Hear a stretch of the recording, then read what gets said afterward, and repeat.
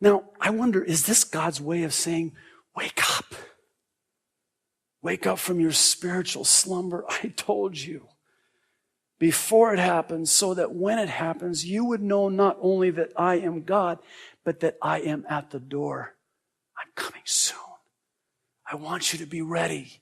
I want you to be watching. I don't want you to be gripping on too tightly to things in this world. I told you these. Did this depress you? Does what you see taking place, does it scare you?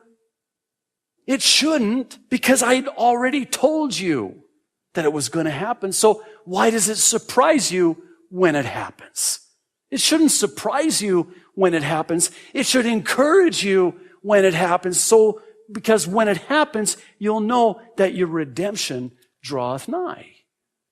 Luke recorded it. You know, it's probably one of my favorite verses in all the Bible, especially as of late. Luke 21:28. Where Jesus says, when you see these things begin to come to pass, look up and lift up your head and know your redemption draweth nigh. It's beginning to come to pass. It is happening. And what we see now with a new president and subsequently a new prime minister is making it even more plausible for this to not only happen, but to happen now. In other words, now it can happen. Because again, Jesus said it needs to happen in order for the end to come. Oh, wait a minute. So this that we see, economic collapse, new leadership, Israel, the U.S., ambiguity, emboldened Iran, frightened Iraq. In other words, this needs to happen so that you can come. Bring it on! Make it happen. Go, God. Because I want you to come and I want you to take me home. I don't want to be here anymore. There's nothing for me here anymore. I don't know about you, but is there anything here that it's like, God, you can come anytime now. There's nothing here.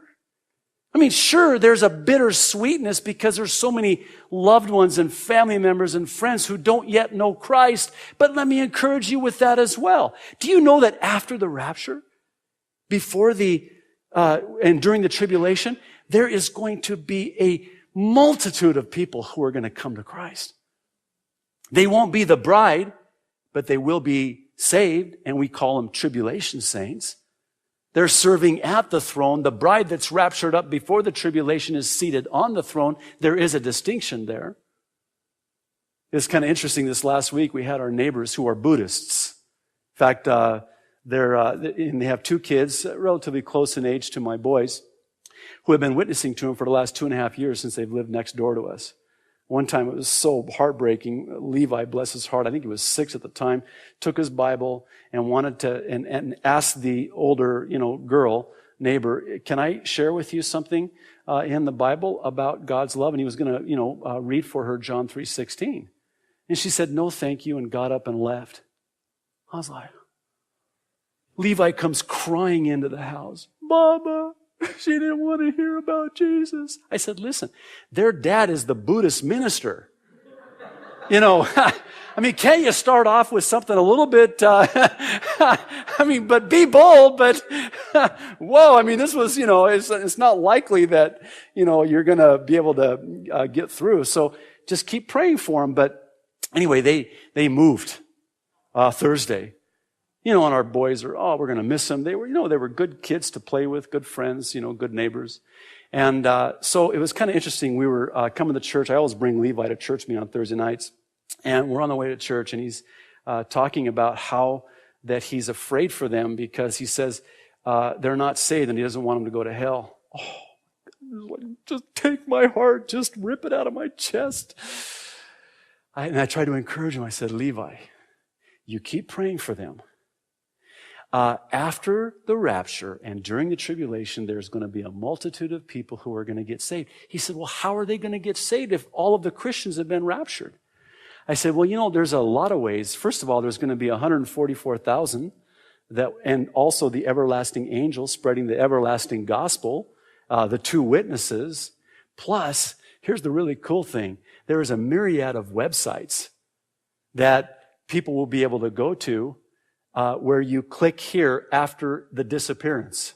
It tells you, yeah, hey, before the internet, they used to have videos. In case I'm gone, leave it for family members. Here's what's happened. Don't let them deceive you and tell you that, it was alien abduction. No, this is the rapture, is what I told you about. So I was trying to encourage him that, they're going to have plenty of opportunities. Why? Because it's not God's will that any should perish, but that all should come to a saving knowledge of Jesus Christ. So again, that doesn't keep me here. I mean, granted, we want to seize every opportunity and occupy till he comes and present the gospel to as many as will hear and win as many souls as we can. But if for whatever reason that loved one, that family member, that friend has not yet come to a saving knowledge of Christ, I want to give you Galatians 6:9. Do not be weary in well-doing, for in due season you shall reap if you faint not. How do you know that in Revelation, when John sees these tribulation saints and even asks, who are these? Who are they? Where did they come from? And the answer is there are those who, have got saved during the tribulation.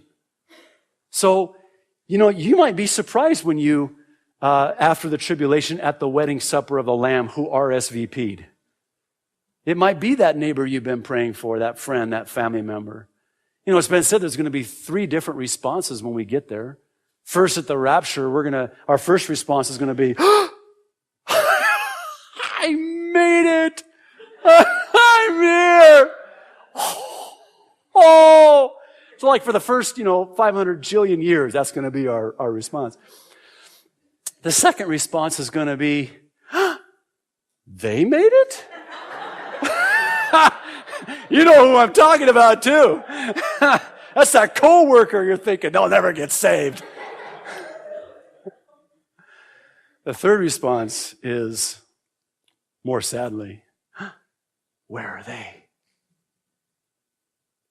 Where are they? The ones you thought. They might be like in the parable that Jesus gave, that Matthew recorded, chapter 25, the 10 bridesmaids. Only 5 had oil in their lamp. The oil is a symbol and typology of the Holy Spirit. So they looked outwardly like they were Christians. They talked like they were saved, but they never really had the Holy Spirit. It's interesting when Jesus, I think it's Matthew chapter 7, says that, depart from me, I never knew you. And the people to whom he's speaking are absolutely blown away, saying, what are you talking about? We cast out demons in your name. We did all these works in your name. We did all this, all these good deeds in your name. And he says, depart from me, I never knew you, you workers of iniquity. What's he talking about? Who's he talking to? Well, here's an interesting word study if you want to go into the original language. When the angel approached and appeared to Mary and said, you're going to be with child, and she was so blown away and said, you don't understand. I have never known a man. I never knew a man. That was another way of saying I've never had that intercourse, sexually to become pregnant. Interesting. It's the word ginosko in the original language of the New Testament. And would you know that that's the same word that Jesus uses in Matthew 7 when he talks about and talks to those whom he says of them, depart from me, I never knew you. I never had that intercourse with you. I never had that experience with you. We never became one as my bride. The seed of my word never met with the fertility of your soul to conceive, you see. So I don't know you. Just because you might talk the talk or even try to fake like you can walk the walk doesn't mean you're saved. Have you gnoskoed him? Have you accepted him? Do you have the Holy Spirit indwelling within you? Even more so poured out upon you, and that's different, again, in the original language. I don't know how, if the Lord should tarry, I don't know how it's going to be possible for us to live